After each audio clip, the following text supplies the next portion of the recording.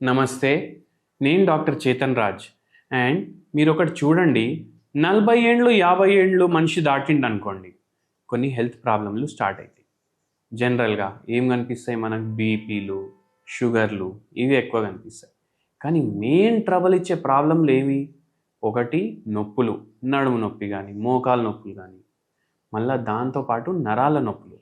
అయితే మనం ఎందుకు ఇవి ఎక్కువ ఎఫెక్ట్ అవుతాయి? ఏదో రోగాన్ని బట్టి. కానీ కొన్ని విటమిన్లు చాలా ఇంపార్టెంట్ ఉంటాయి.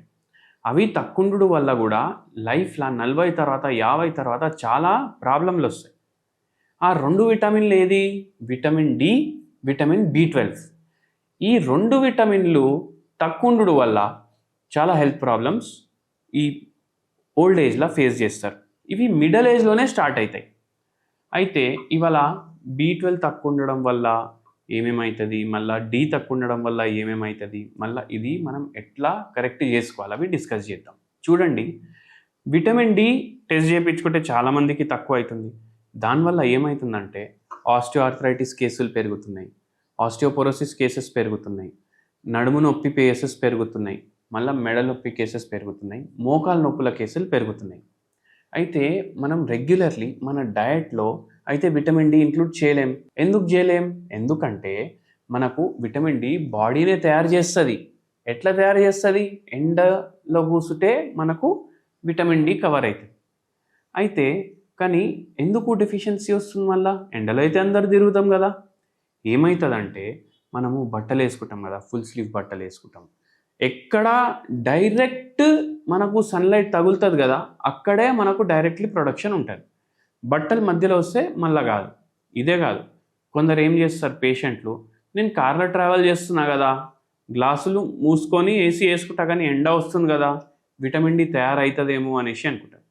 అట్లా గ్లాస్ లోపలికి వెళ్ళి కూడా మనకు సన్లైట్ వస్తే విటమిన్ డి ప్రొడ్యూస్ అవ్వదు. అందుకే కొద్దిగా ఎండకి ఎక్స్పోజ్ అవ్వండి. అండ్ అవ్వకపోతే ఈ జాయింట్ పెయిన్స్ ప్రాబ్లమ్సే కాదు, మనకు హెయిర్ ఫాల్ అవ్వచ్చు, మనకు జీర్ణ వ్యవస్థ డిస్టర్బ్ అవుతుంది, మలబద్ధకం ప్రాబ్లం అవ్వచ్చు, మళ్ళీ దాంతోపాటు వేరే హెల్త్ ప్రాబ్లమ్స్ అంటే హార్మోనల్ ఇంబ్యాలెన్స్కి సంబంధించిన ప్రాబ్లమ్స్ జనరల్లీ లేడీస్కి ఎక్కువ అవుతాయి.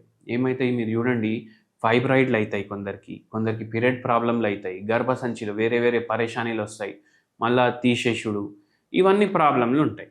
సో ఇవన్నీ కూడా అవాయిడ్ చేయడానికి మనకు విటమిన్ డి హెల్ప్ చేస్తుంది. మళ్ళీ నిద్రలేని సమస్య కూడా పెరుగుతుంది కదా ఏజ్ తోటి చాలామందిలా, అది కూడా ఈ విటమిన్ డి తక్కువ ఉండడం వల్ల పెరుగుతుంది. అందుకే విటమిన్ డి మనకు పెరగాలంటే మనం బాగా ఎండకి ఎక్స్పోజ్ అవ్వాలి.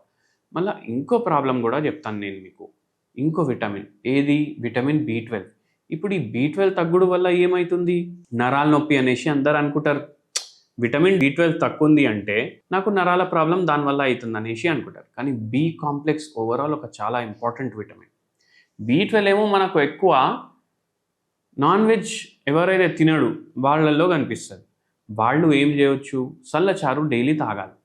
చల్లచారు 1 గ్లాస్ మీరు రైస్లో కలిపేసుకొని తినండి, కొంచెం రైస్లా, లేదంటే సపరేట్గా కూడా తాగండి. అది కొద్ది వరకు హెల్ప్ చేస్తుంది. మళ్ళీ పెరుగు క్వాంటిటీ మంచిగా తీసుకోండి. పెరుగు క్వాంటిటీతో పాటు మీకు ఇంకోటి వెరీ ఇంపార్టెంట్ నేను చెప్తాను. బి కాంప్లెక్స్ ఓవరాల్ మనం ఆలోచిస్తే మనకు పప్పుల్లో కూడా చాలా ఎక్కువ ఉంటుంది. అయితే సాంబార్ తినే బదులు మీరు ముద్దపప్పు తినండి, ముద్దపప్పు అన్నంలో కలుపుకొని తినండి. మళ్ళీ ఇంకోటి వెరీ ఇంపార్టెంట్ ఏంటంటే, ఇంత రైస్ స్టార్టింగ్లో మీరు ఎంత రైస్ క్వాంటిటీ తీసుకుంటారు కదా, అంత మీరు పుట్నాల పొడి వేసుకోండి దాంట్లో. పుట్నాల పొడి అయితే అందరి ఇంట్లో ఉంటుంది కదా, దోశల మీద వేసుకుంటాం, రైస్తో కలిపేసి తింటాం, అది మీరు ఇంక్లూడ్ చేయండి మీ డైట్లో. ఇది చేయడంతో మళ్ళీ నెయ్యి వేయండి దాంట్లో, వేడి వేడి నెయ్యి వేసుకోండి, ఆవు నెయ్యి వేసుకోండి, టేస్టీ కూడా ఉంటుంది. అండ్ దాంతోపాటు మనకు బి కాంప్లెక్స్కి మనకు చాలా బెటర్మెంట్ ఉంటుంది దీంట్లో ఉంటుంది. అండ్ వెరీ ఇంపార్టెంట్లీ ఏంటంటే వేరే మైక్రోన్యూట్రియంట్స్ ఉంటాయి, ప్రోటీన్స్ ఉంటాయి. ఇది రెగ్యులర్లీ 2 బుక్కలు తినండి. మళ్ళీ దాంతోపాటు ఇప్పుడు ఆ స్ప్రెడ్, ఈ spread, cheese spread, chocolate spread, hazelnut స్ప్రెడ్లు ఉంటారు కదా, నెయ్యి పుట్నాల పొడి కలుపుకోండి, చాలా మంచి స్ప్రెడ్ తయారవుతుంది. మీరు నైట్ టైము నేను చాలా వీడియోల్లో చెప్పిన, ఏం తినండి అంటే ఒక జొన్న రొట్టె మీకు ఇష్టమైన కర్రీతోటి తినండి అని చెప్పిన కదా.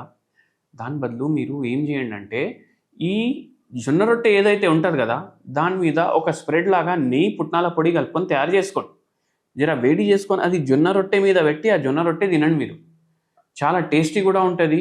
మనకు మలబద్ధకం ప్రాబ్లం తగ్గుతుంది, మనకు గట్ హెల్త్ ఇష్యూస్ మంచిగా అవుతాయి, గ్లూకోజ్ స్పైకులు అవ్వవు. మళ్ళీ దాని తర్వాత మనకు ఏదైతే నరాల డ్యామేజ్ అయింది కదా అది కూడా రిపేర్ చేయడానికి జర లాభకారి ఉంటుంది ఇది.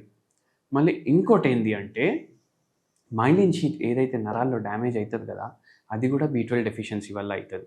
ఎనీమియా ప్రాబ్లం అవుతుంది B12 డెఫిషియన్సీ వల్ల. మన మసిల్ స్ట్రెంత్ ఏమో తగ్గుతుంది. ఒకవేళ విటమిన్ డి, విటమిన్ B12 రెండు తక్కువ ఉన్నాయి అనుకోండి, మజిల్ స్ట్రెంత్ తగ్గుతుంది, నీరసం అనిపిస్తుంది, బాడీలో ఎక్కడెక్కడో పెయిన్ అనిపిస్తూనే ఉంటుంది. ఇక్కడ ఇట్లా ప్రెస్ చేస్తే పెయిన్, ఇక్కడ ప్రెస్ చేస్తే పెయిన్, ఇట్లా ప్రెస్ చేస్తే పెయిన్. ఇవి B12 రెండు తక్కువ ఉంటే ఇంకా ఎక్కువ అవుతుంది ప్రాబ్లం. మళ్ళీ మతి మార్పు పెరుగుతుంది, యాంగ్జైటీ ప్రాబ్లమ్స్ పెరుగుతాయి.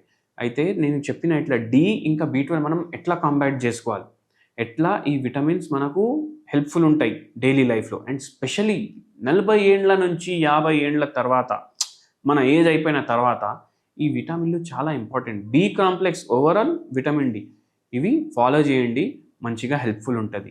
షేర్ కూడా చేయండి వీడియోని. నమస్తే.